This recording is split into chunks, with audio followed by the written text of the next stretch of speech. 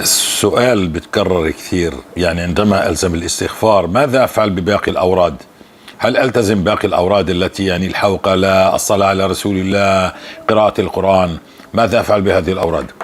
أول إشي لازم نفهم، وأنا بتكلم لهذه الفئة التي قلت لها أن تلزم الاستغفار من باب بلغوا عني ولو آية، فنعيش الاستغفار. لزوم الاستغفار بالليل والنهار، علينا أن نكمل ورد الاستغفار. ورد الاستغفار لازم يخلص، هو 30,000 مش 00 31 32,000. نعم، لأنه إذا إحنا قلينا بنصير نتهاون بصيغة استغفر الله استغفر الله استغفر الله استغفر الله بدون صوت، مع يعني جلوس هيك نجلس. نعم، ممكن بين الفجر والشروق 8,000 استغفار، بين المغرب والعشاء 10,000 استغفار، وبالسيارة والبيت وكل مكان نتم هذا الورد.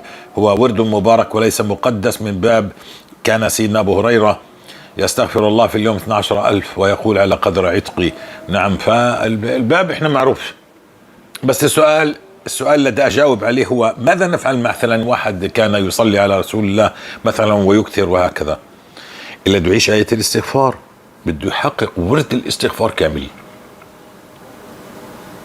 بعد ذلك عندما تحقق هذا الورد، لو قرأت صفحة من كتاب الله عشان ما تهجروا، لأنك أنت مأمور في قراءة كتاب الله، لا تأخذ سورة البقرة يا أخي، لا، أنت ستعيش الاستغفار فقط. فتقرأ سورة من كتاب الله، صورة صغيرة، جزء اللي بدك إياه، بس الورد لازم يخلص معك، يعني تتم الورد. شو مع الصلاة على رسول الله؟ لو صليت 10 20 100 200 300، لكن ورد الاستغفار لازم يكمل تام. يعني هو مقدس، هو ليس مقدس، ولكنه لازم الاستغفار، يعني بالليل والنهار. من لازم الاستغفار جعل الله له من كل ضيق مخرجا ومن كل هم فرجا ورزقه من حيث لا يحتسب. نعم، فقلت استغفروا ربكم، هنا يأتي الجواب في هذا الاستغفار.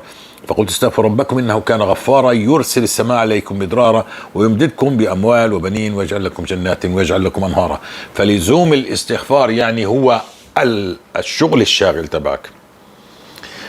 طيب، خلص النهار، خلصت الاستغفار، ماذا أفعل؟ اقرأ لك صفحة من كتاب الله، صلي على رسول الله 100 200 300، بالمتبقي اقرأ جزء. لا تفطر العبادة، لا تفطر عنها، يعني استمر كل الوقت، لكن لازم تتم ورد الاستغفار. مفهوم؟ طيب أنا بقدرش أصل ل30,000، أنت بتقدر ولكنك أنت متكاسل. يا أخي 20,000، مفهوم؟ لكن ما تتهاون. لا، الذين جاهدوا فينا احنا نشتغل، انه احنا مديونين ملايين من السيئات، ملايين مليارات. فاذا اشتغلت هيك على الخفيف مشوارك طويل، فبدك تتبع السيئة حسنة. عشان هيك ماذا افعل بباقي الاوراد؟ اتركها كلياتها، كل الاوراد اتركها. انت ملزم ومجبور انك انت تقرأ في كتاب الله ولا تهجره. فلربما سورة صغيرة، او لربما صفحة، أو لربما مثلا جزء، أنت الوقت المتبقي بعد الذي أتممت الاستغفار. طيب ماذا يفعل الذي يقرأ سورة البقرة 4 مرات؟ بنزل في ورد الاستغفار، بنزل بنزل بنزل، ولكن يتم باقي الوقت بعد 4 مرات سورة البقرة يتم الاستغفار. ماذا يفعل؟ شيء آخر ولا شيء. إذا صليت على رسول الله بأذكار الصباح والمساء هذا يكفي. أنت عمال تعيش آية، أنت مش عمال تعيش أذكار عشان تقطف ثمار الآية. بلغوا عني ولو آية. اقرأوا البقرة فإن أخذ بركة وترك حصر لا تستطيع البطل. بدك تقرأها 4 مرات في اليوم حتى تؤتي أكلها. والاستغفار تستغفر الله في اليوم. في ناس بتطلع على ورد 30,000، من أين لك هذا يا أخي؟ هو أن تلزم الاستغفار بالليل والنهار سيخلص. أنا كل ما كنت أجلس بين الفجر والشروق كان يطلع معي 8,000، كل ما أجلس بين المغرب والعشاء يطلع معي 10,000. مش صعب هكذا. هيك بتتحدد الأوراد. إن أنا جلس بين كل يوم بين الفجر والشروق كان 8,000 8,000، فأنا بقول لك 8,000، وبين المغرب والعشاء 10,000، فأنا كنت ألزم 30,000، كان الله ما شاء الله يفتح علينا. هل سأبقى إلى أن ألقى الله في 30,000؟ لا. أنت بعد 30,000، بعد ما يفتح الله عليك ويقيم هذا التعطيل الذي عليك وكل المغاليق، إن شاء الله ستنتقل إلى سورة البقرة.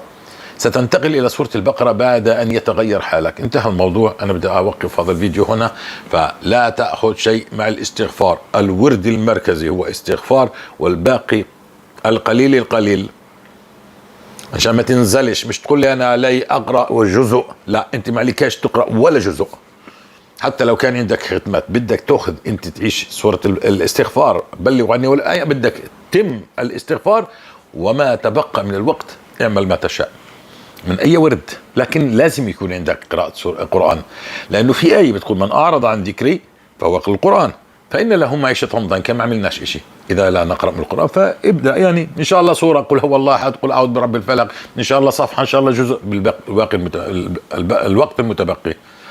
جزاكم الله خير، بارك الله فيكم. إن شاء الله إني يكون وضحت، لأنه في أسئلة كثير عن هذا الموضوع. ماذا أفعل بالأوراد؟ إحنا عندنا ما فيش أوراد، في عندنا بلغ عني والآية، نعيش الآية حتى نقطف ثمارها وننتقل إلى شيء آخر، نعيش آية بتصير أنت مدرسة تعلم الناس كيف يعبد الله وكيف يعرف الله وكيف يصبح مستجيب الدعاء. توب من الذنوب، اقبل على الله، والسلام عليكم ورحمة الله وبركاته.